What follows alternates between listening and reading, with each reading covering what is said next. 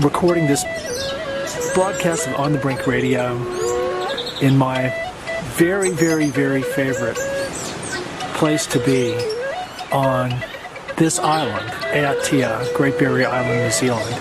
But it's my very favorite campsite in the whole world. Not that there aren't other cool ones, but this is just a very special place. And it's so inspiring for me to be here, and so healing and empowering.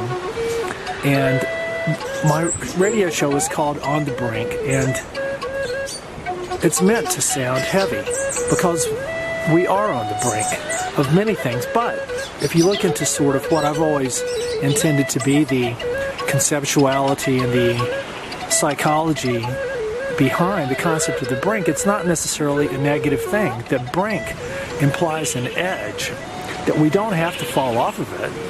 It can be the edge of the horizon. That's the limit of what you can see when you're navigating, like on your sailboat through the cosmos.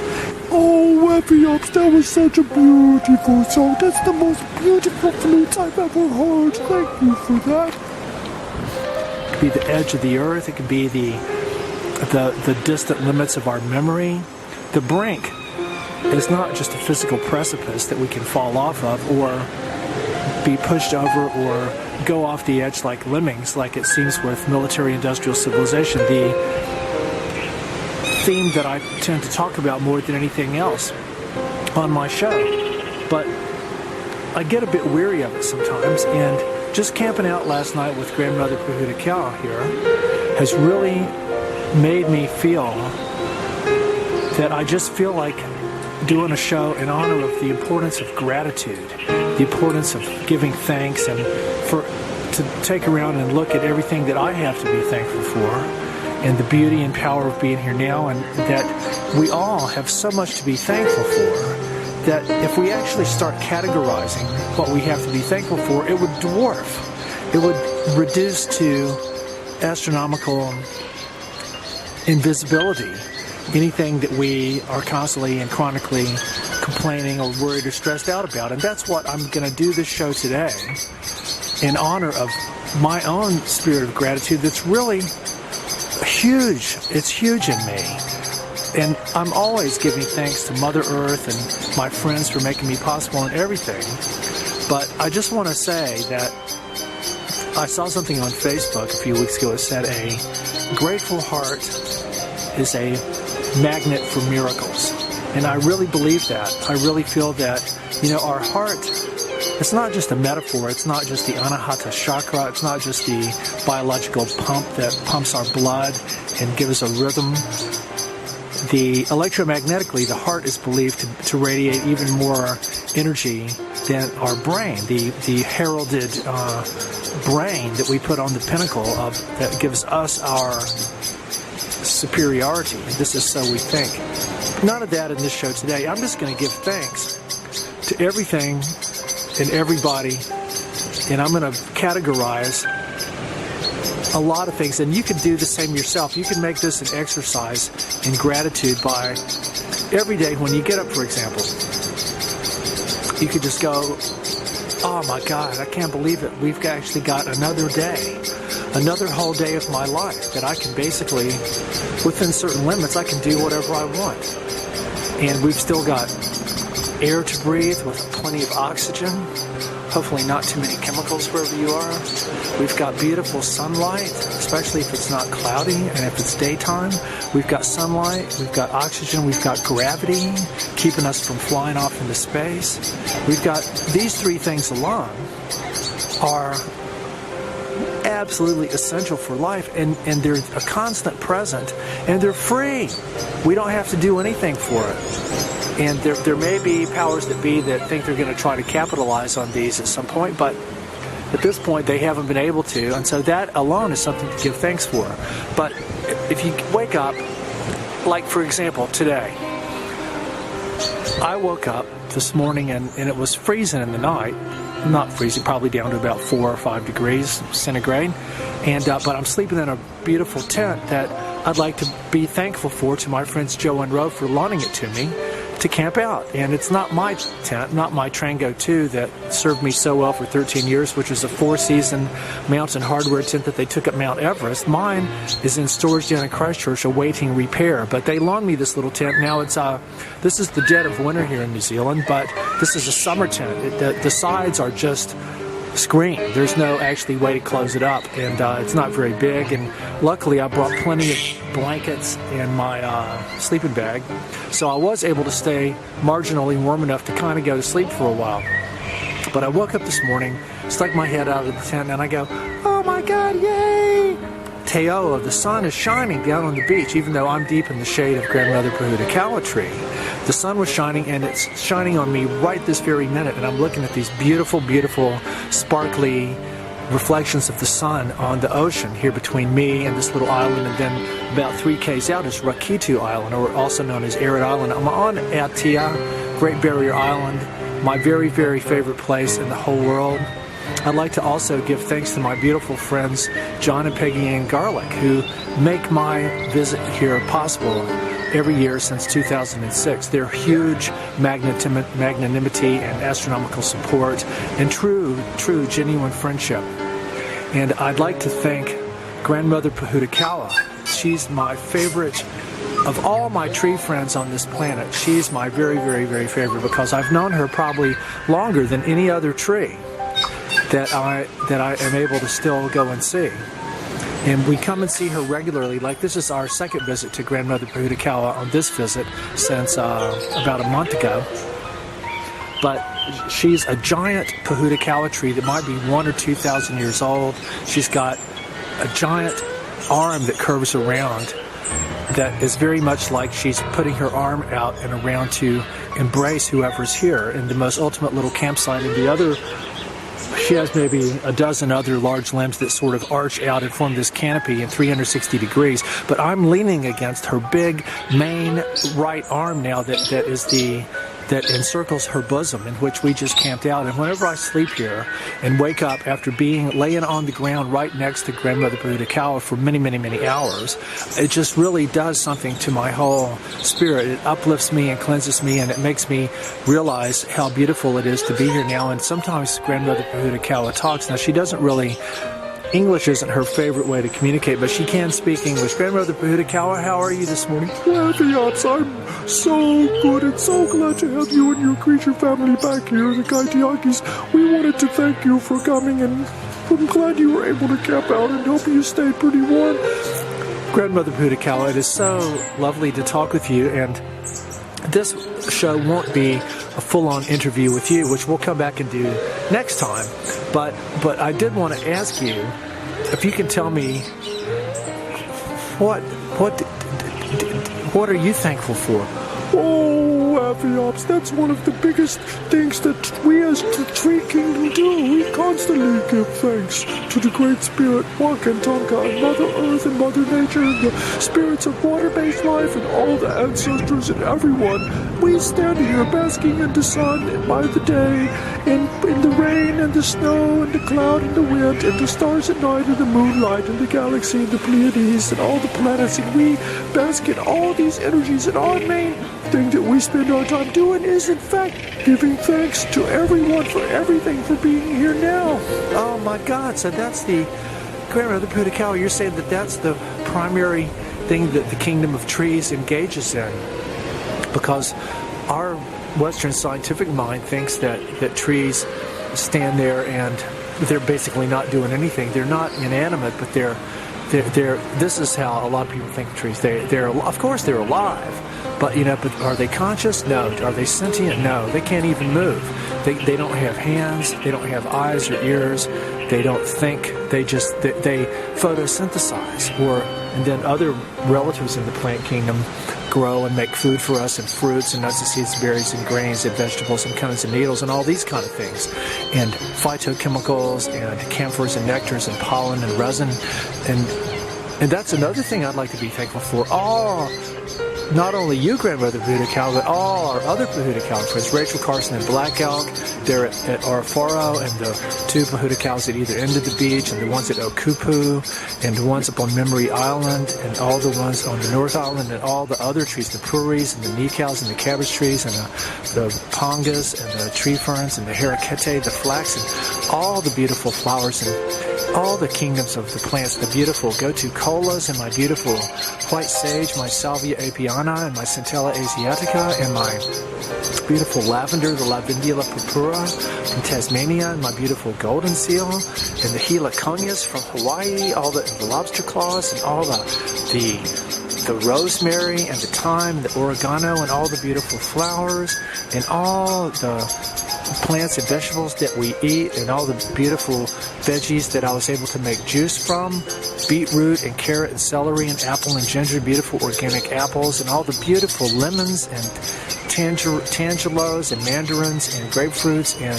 Tahitian limes, all the beautiful citrus, and all the corn, and all the potatoes, and all the rice, and all the lentils, and all the oats and the oatmeal, and the beautiful wheat, and the honey that I sometimes occasionally put on a pancake, and the bananas. And honey's not really it's kind of mainly a plant product that's been processed by the little honeybees. Wefferson, that is so beautiful of you to give thanks for the plant kingdom. We give thanks for everybody on behalf of all of life. Grandmother Pahuta Cow, that is so beautiful. So you answered a question I was going to ask you. What's it like being a tree? Because you don't move around. Like, I'm sort of required by the laws of nature to be constantly on the move, and that's why I'm so lucky to be here now, to be able to, I don't really have to stay in one place all the time. It's actually much more beautiful and powerful if you're able to go and come back to places that you know and love, and hopefully see how they're doing okay rather than changing for the worse. And I really want to apologize for how a lot of negative energy that I've experienced myself over the past few weeks, especially in Australia, dealing with a lot of the way things seem to be going there, and then some of the issues here on Aotea, a very beautiful sacred place, but I just don't see that many people treating it as if it is a sacred place. They're treating Great Barrier Island as if it's just another suburb of Auckland, whether it might be Titirangi or Birkenhead or Papatoetoe or Warkworth or Takapuna or wherever. It's, but I want to give thanks for the beauty and power of being here now, for being able to come out here to this beautiful beach where Grandmother Pahuta Cow lives, and I'm here all by myself. Finally, I'm all by myself except for my family of creatures: Teddy, Wally, Ruby Ann, Big Teddy, Heidi, Phil, Huckabera, and Wally and Ruby Ann. Oh, my family! Wefferson, do we get to talk on the radio? We got to go surfing the other day in the ocean. Oh yes, I let the creatures go surfing in the ocean. Not very long, but it was a moment of sunshine, and then they had a nice warm bath, and so they're drying in the sun right now. They're almost dry from the bath I gave them about 3 days ago, because it's been quite chilly.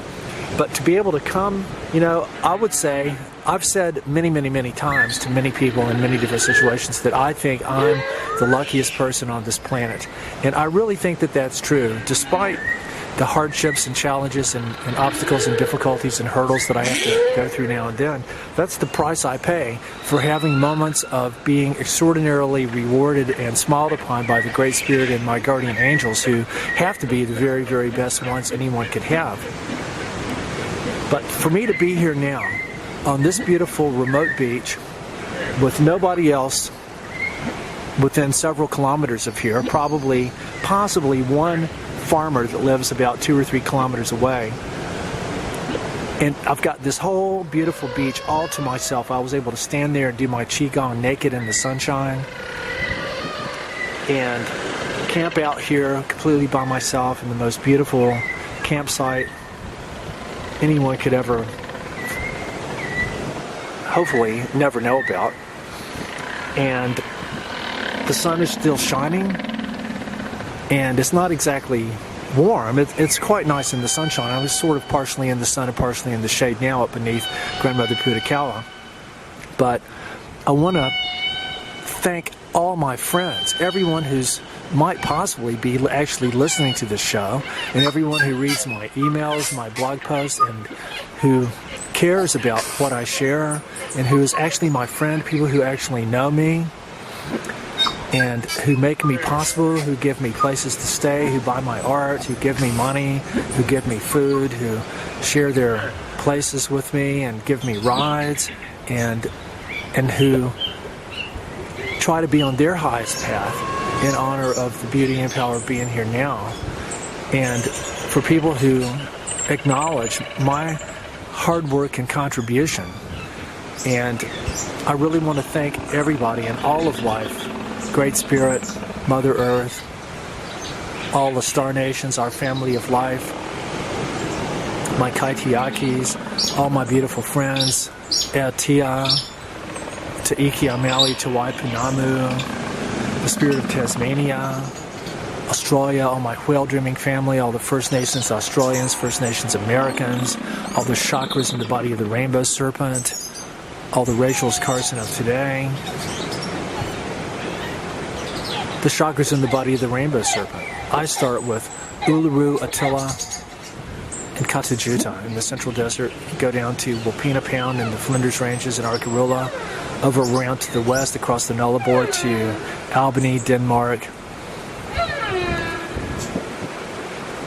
Valley of the Giants, D'Entrecasteaux National Park, Margaret River, up to Carragini, Hammersley, Chichester Millstream, Python Pool, Burke Peninsula, Dampier Archipelago, up to Equestro and Pernalulu, the Bungle Bungles, Guion, the Kimberley Rock Art, Bradshaw Rock Art, Litchfield, Nipmuc, Kakadu, Melville Island, Garbenmung, over to Cape York, Wollumben, Nimbengunengary, Yunbanoon, Gari Stradbroke, the beautiful islands, Hinchinbrook Island and Magnetic Island, Uraga National Park, Bald Rock, Grandmother Deerwong, the Goanna, Ancestor Dreaming, Nora Head, Mount Yango, which I got to visit twice a few months ago, Booty National Park, the Biami Rock Dreaming Sacred Art Site at Bulgandry, Wilson's Prom in Tasmania on Flinders Island, Old Man's Head, Mount Killiecrankie, Mount Strzelecki, Mount Monroe on Clark Island, Mount Cameron, East and West, Mount William, Cradle Mountain, Dove Lake, Grandmother Oak Tree at Sheffield, Kanani or Mount Wellington, Mount Amos, Mount Anne, beautiful Spirit of Tasmania, Ringini on the island of Lombok, New Zealand, Rangitoto, Taranaki, Ruapehi, Tongariro, Nara, Hoey, White Island, here on Aotea, Grandmother Putakala, Shakespeare, Ruahine, Arafaro, Totoko, Kahokura, Memory Island, Sugarloaf, Pito Kuku, Hirakamata, Teahamata, Rakitu, Hiratonga, the Okiwi, Kakariki, Nimatan, Lake Waikirimoana, Taranaki, Kapiti Island, Marlborough Sounds, Golden Bay, Farariki, Papa, Pupu Springs, Ward Beach, and my beautiful rocks, Grandmother Maritini, Grandmother Titaroa, Akaroa, Doubtful Sound, Rarotonga, Hawaiki, Mauna Loa, Mauna Kea, Mauna Iki, Mauna Ulu, Kilauea, Pu'uo, Haliama'u, Ma'u, Haliakla, Liwe, Hualalai, Volcanoes, Rumble Seamount coming up there off of New Zealand,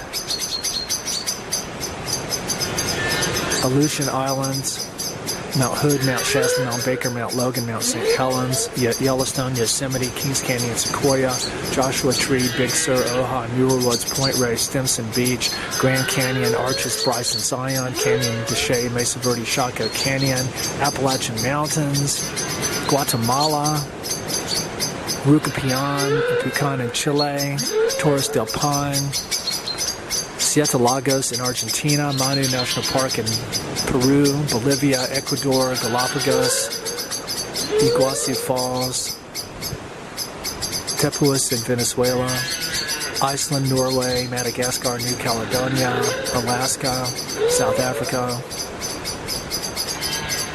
Pangaea, Gondwana, all the chakras in the body of the rainbow serpent, all over Mother Earth, all of her sacred rocks and minerals and crystals, her precious substances, and all the star nations, all Teoa, sister and brother stars, Miramah, sister and brother moons, Mother Earth, sister and brother planets, all the star nations, all the star clusters and the galaxies and the comets and asteroids here during this beautiful inky window. We've got so much to be thankful for. I've got to be thankful for my beautiful drum, Io Paikia Sun Thunder, Kaka Tatanka Good Medicine Wave Dancer, my flute, Aihi Waniwa, Tui Ruru, Kutari Kaitiaki Magellanic Thunder Song, and my little beautiful white sage, and my beautiful shaker, and my beautiful drumstick, and my beautiful crystals, especially this big beautiful crystal that Remy gave me in Adelaide, and my beautiful Nikon camera, and my lenses, and my video camera, and all my other cameras, and all my gear, my beautiful organic coffee, and all of my gear, my book by Edward Abbey that I'm reading. I was just able to sit here in the beautiful warm sunshine. It's kind of underneath Grandmother Polita Cow's limb, next to the beautiful sunshine on the ocean. Have my dal that I made, my very favorite dish to eat, and it was just so good, and I'm getting some warmth of the sun, but I'm still beneath the limbs of Grandmother Pudikawa. I'm looking out across the ocean to the north, and it was right out in there in 2015, not quite 4 years ago.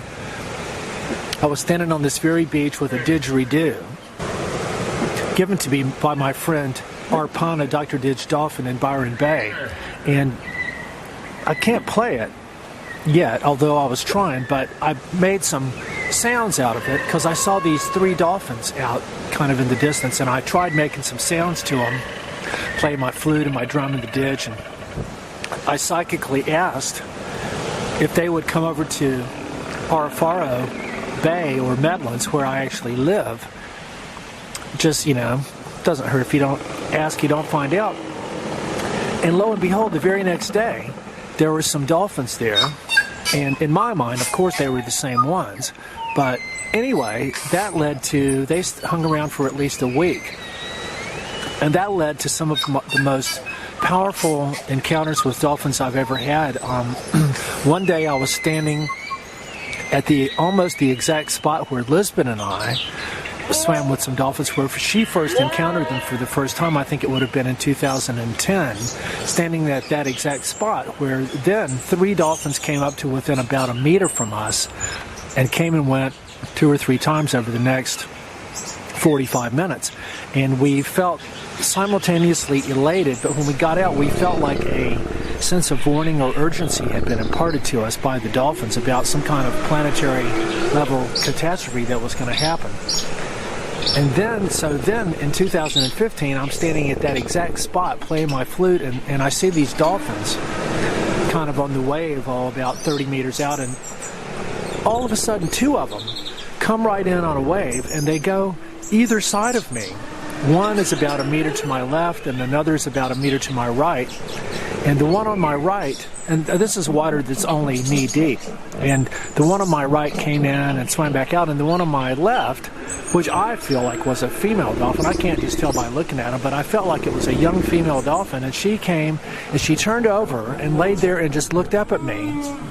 The beautiful, I'll just never forget that image, the beautiful sunlight shining on her through the water, and she's just laying there in very shallow water just looking up at me. And she stayed there for 15, 20 seconds or more before she went back out. But I didn't try to touch her or anything, but oh my God, it was just such a beautiful, beautiful gift from them to come and see me like that. And then, a couple of days later, I was out filming a bunch of dolphins sort of soar through the waves at breakneck speed.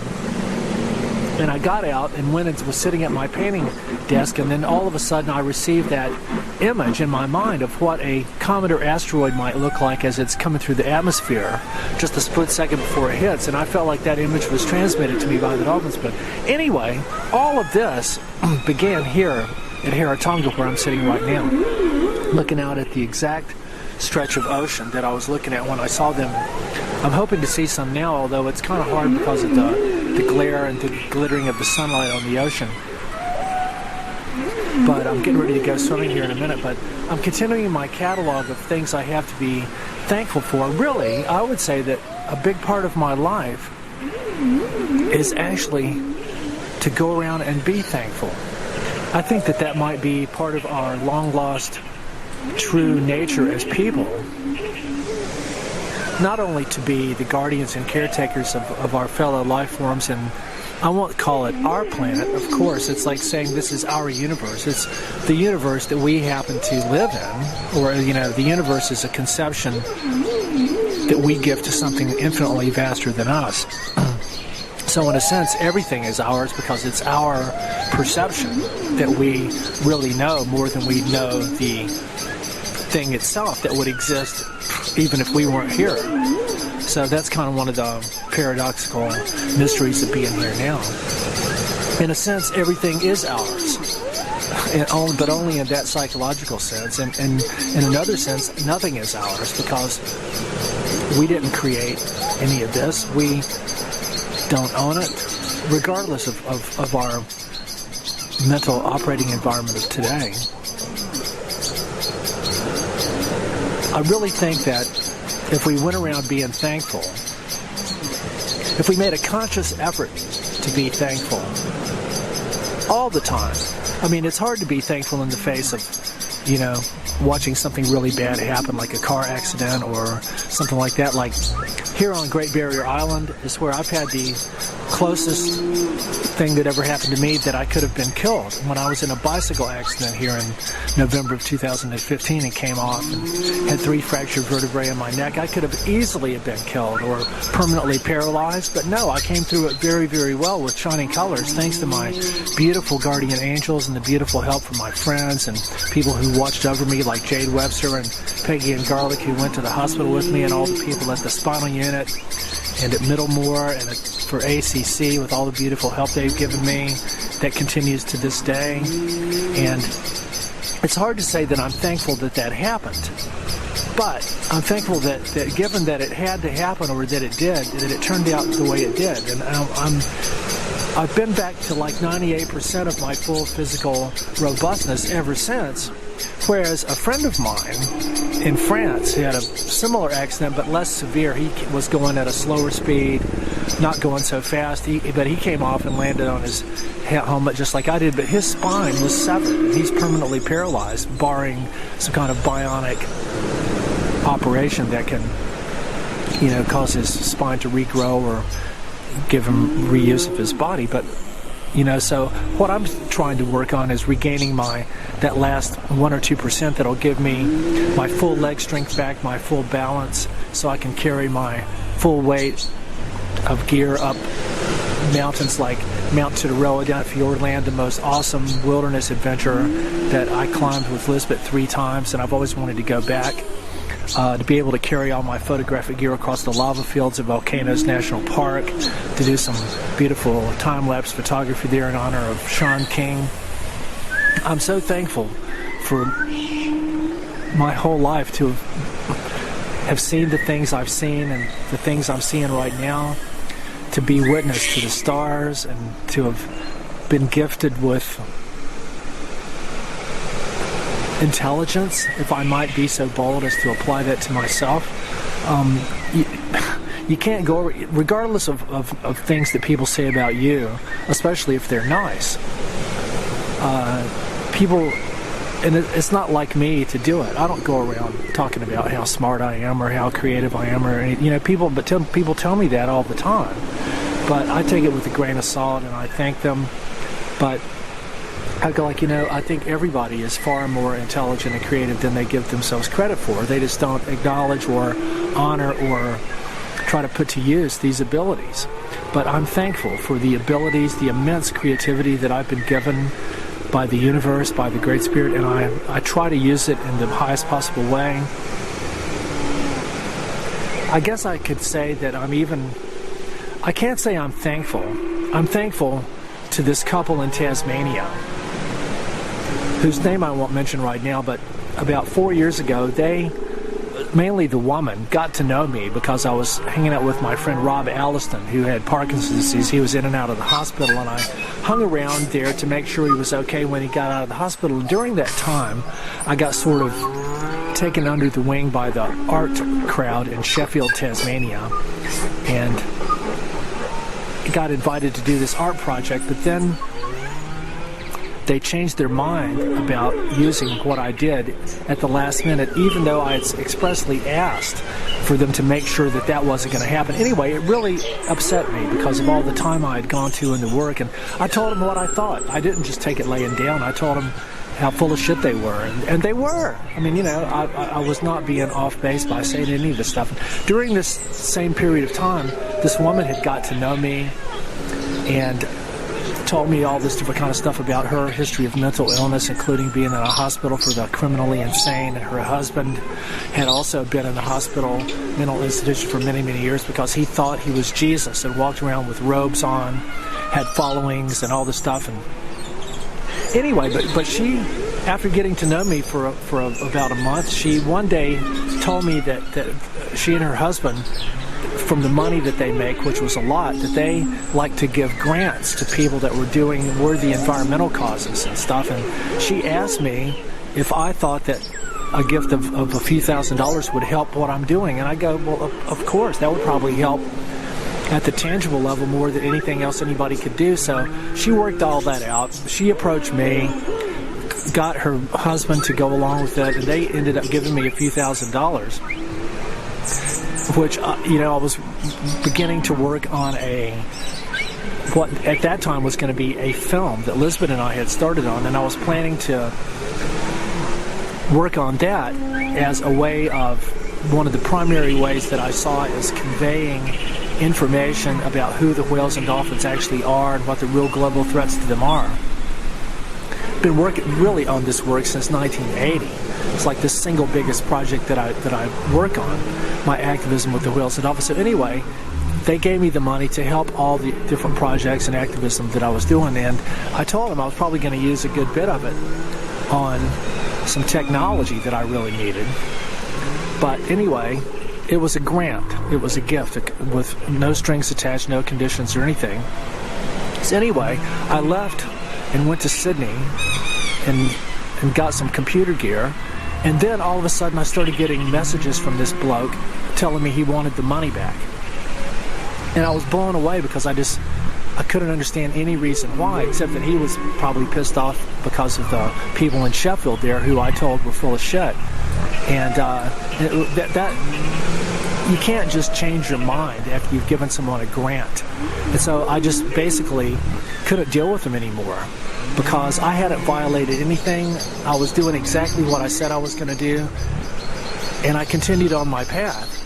So anyway, these people, I found out later, started putting up all this incredibly psychotic, malicious bullshit about me on their website. And there's a couple of items. I've only looked at it maybe 3 or 4 times because to me it's just a complete waste of time. To me it's very, very sad and scary that these people have gone to such great lengths to malign me out of pure malice and making up all this hallucinatory stuff that's got maybe 10% truth in there and 90% is just complete bullshit. But why bother to put all that about me on there? They themselves said they didn't want anything to do with me anymore, and I go, but look, all I'm doing is what I set out to do anyway, and just because I haven't finished a single huge film, it's morphed into a project of several films that will eventually get made, but really that has nothing to do with them. Anyway, I'm just sort of telling this little story here that it's something that I find it hard to be thankful for. I'm very, very thankful for the help they gave me of that money, but I'm not thankful for how they're acting now. But the bottom line is, I must be thankful for the opportunity to exercise the restraint that I've exerted out of compassion for them, knowing that they're both not compos mentis people. They're both people that lived years, if not decades, of their adult life in serious mental institutions, including for the criminally insane. And so for this kind of behavior to come out of people like that, it's really not unexpected. So this is probably, I've just mentioned two things that it would be hard to actually find yourself being thankful for, but yet I found a way to be thankful for the opportunity to try to take my physical mastery of my body to the next level, and an opportunity to exercise and demonstrate compassion towards my fellow beings, and people that did mean well in the beginning, or at least they pretended to, and regardless of malice and other bullshit that's happened because of this, people just, it's hard to be thankful for people that'll just believe bullshit about anybody or anything and then act on it without even trying to verify if it's true or not. The people are just so ready and willing to demonize the messenger if they don't like the message. But other than that, I can only be thankful for the myriad miracles that make me possible, that my beautiful guardian angels have constantly manifested and taken care of me in all my travels all over the USA, in Canada, all the 150,000 miles I successfully hitchhiked there from 1981 to 1999, and all the beautiful support from my art, and all the beautiful places I've been able to go, and then being invited to come down under in the year 2000, and all the next level miraculous beautiful adventures I've been on ever since coming down to Australia and New Zealand. And oh my God, it's like, but my whole life seems to exist to honor the glory of the Great Spirit, and to the beauty and power of being here now, and to give thanks through my art, through my rock painting, and my flute playing, my guitar, and my piano, and my photography, my filmmaking, my honoring of the beauty of nature, and looking at the stars and trying to figure out ways to help my species stop waging war on Mother Earth, and to honor the beauty and power of being here now, and just take in the amazingness of being here. That's a big part of what I'm all about, and all the activism and the heavy stuff I talk about, it's just because I feel it's so essential for us to be aware that we're a part of that. There is no evil bastard or organization to blame. It's us. It's an us. It's humanity, man the wise. So I feel very called on my life and on a spiritual mission that I've always been on. And I've never been content to just sit back and look out for number one. I feel like I really do live on the brink, on the edge, because it's really the only place you can be truly alive, when you can look over the edge and look over the horizon in space and time and consciousness, and try to make sense out of what it means to be here now. But I really am thankful for all the indigenous people of the land and the sea, the indigenous Australians and Native Americans, whose consciousness and energy is so much a part of my life, the consciousness and spirit of the whales and dolphins, and the spirit of Mother Ocean, and the spirit of water-based life, and all the star nations, and all the Rachels Carson of today, and all the beautiful, sacred, powerful places that I'm able to go and visit, like where I am right now. Now I'm going to walk around, I'm going to walk down to the ocean here and continue my praise of Mother Earth. Now I'm right down by the ocean water where I go swimming here. It's high tide and I can't really get around to my other little beach, but this is still really, really nice. But I'm just the luckiest person in the world to be able to be here now on this beautiful beach. There's no other people. There's no boats. I've only heard 2 planes in the past 18 hours since I've been here. As long as I can come here or places like this and renew my soul periodically, I think I'll be able to handle for the rest of my life, even if I have to expend energy dealing with overt human destructiveness like noise, the specific things that I'm trying to get on the radar of the people here on Aotea to protect her against the intrusion of industrial tourism, unnecessary construction, noise from like construction and planes, the dredging operation where they're dumping all this stuff just 20 or 30 kilometers east of where I am right now, and the poison that they're starting to use on dropping out on Rakitu Island, which I'm looking at right now, 3 kilometers away. They've poisoned it with prodificum twice in the past 6 months. So New Zealand is very much obsessed with poisoning its entire biosphere. But that's stuff I've talked about in other shows. This show, now that's another thing. I can't say that I'm thankful for that.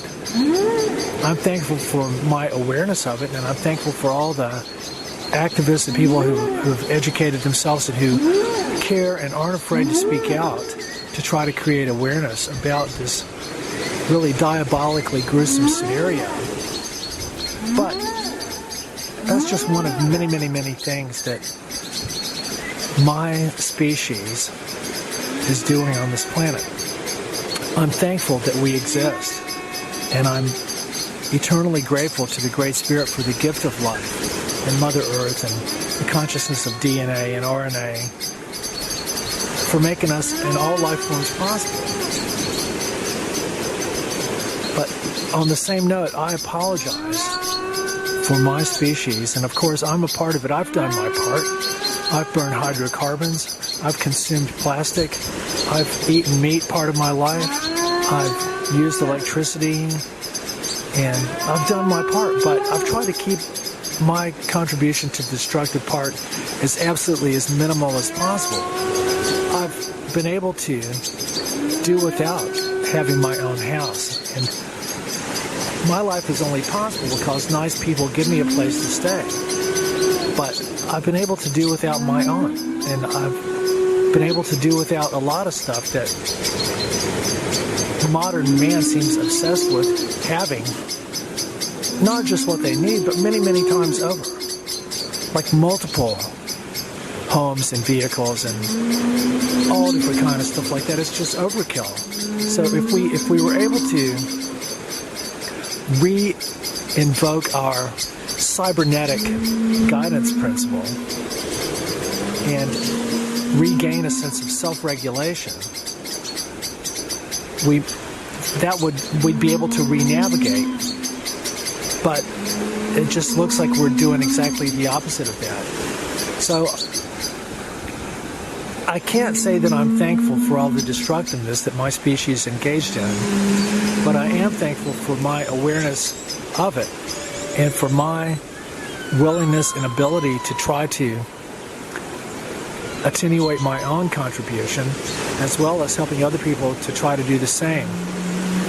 And I'm thankful for some of the amazing synchronicities in my life, like the cosmic event when I was 12 that put me in touch with the stars, all my beautiful encounters with the dolphins and whales, and those most intense interactions with dolphins have been here on Aotea.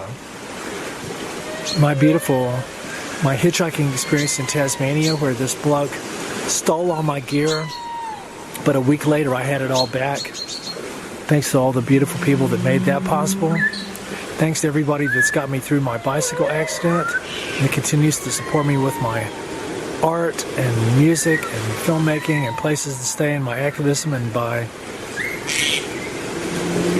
trying to live in the true spirit of community and sharing.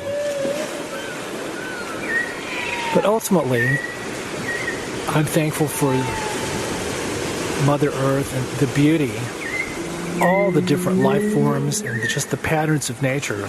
Like I could stand here and watch the ocean all day long and feel this beautiful warmth of the sun on my face, feel the beautiful chill of what it's going to feel like when I jump in the ocean here in a little bit, the soreness in my legs and my back from carrying my backpack yesterday that probably weighs, well, with all the water I brought, it probably weighed 32, 35 kilograms. It's less now. but gradually trying to get back in shape to carry all my gear up Mount Titiroa, across the lava fields and Big Island of Hawaii. It's also possible to share gratitude and thanks without speaking. A lot of my music is offered in a sense of thanks and gratitude to the universe and to honor the things that I play music about. For example, on my first CD of grand piano improvisations, songs in honor of trees, rocks, tornadoes, water, stars.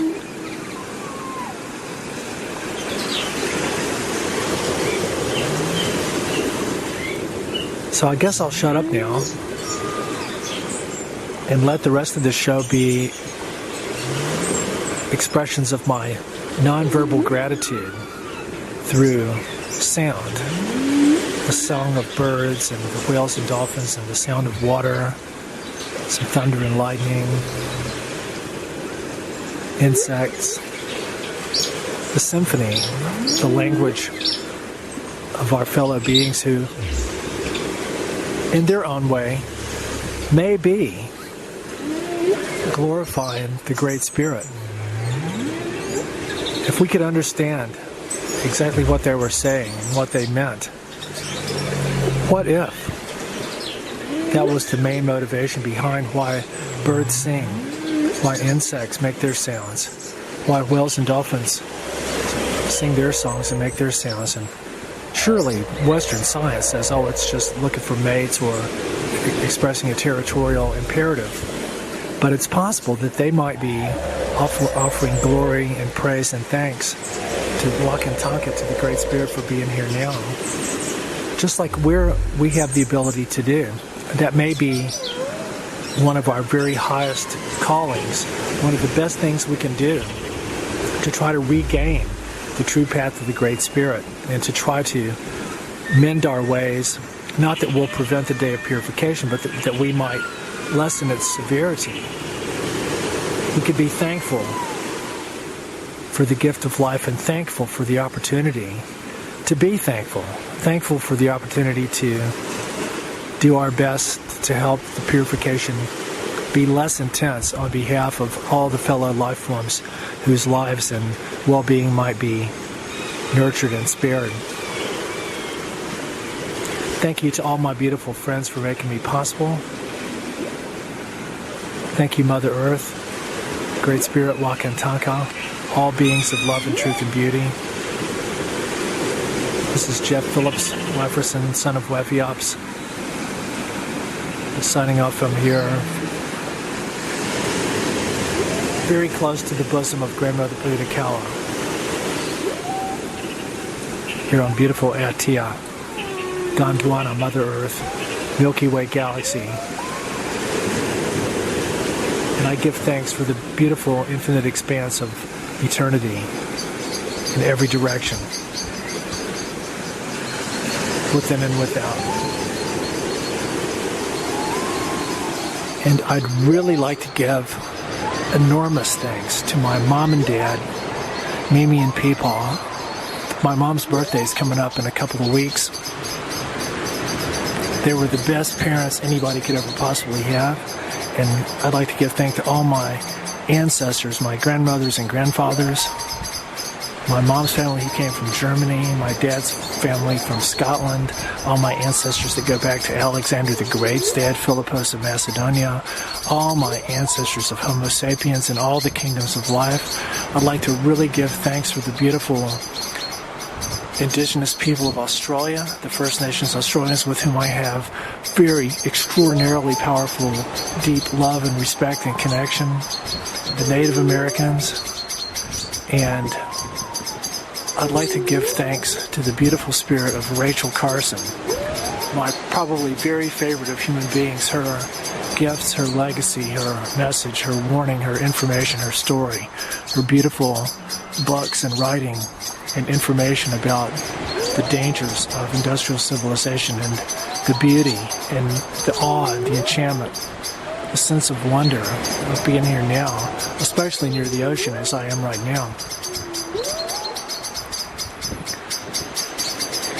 I was able to sleep where my campsite is. It's the closest I've ever camped out to the ocean.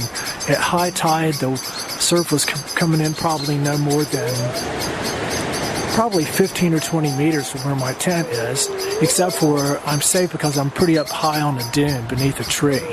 So, but it comes really close. It was quite loud all through the night. Anyway, I'd like to give thanks for the opportunity to give thanks. The beauty of the star nations and the wonder of creation, the infinite awe and mystery of the universe, that we're very blessed and lucky to find ourselves living within. May we all find our highest path and return to the true path of the Great Spirit and walk with our hearts in gratitude so that we'll be a magnet for miracles.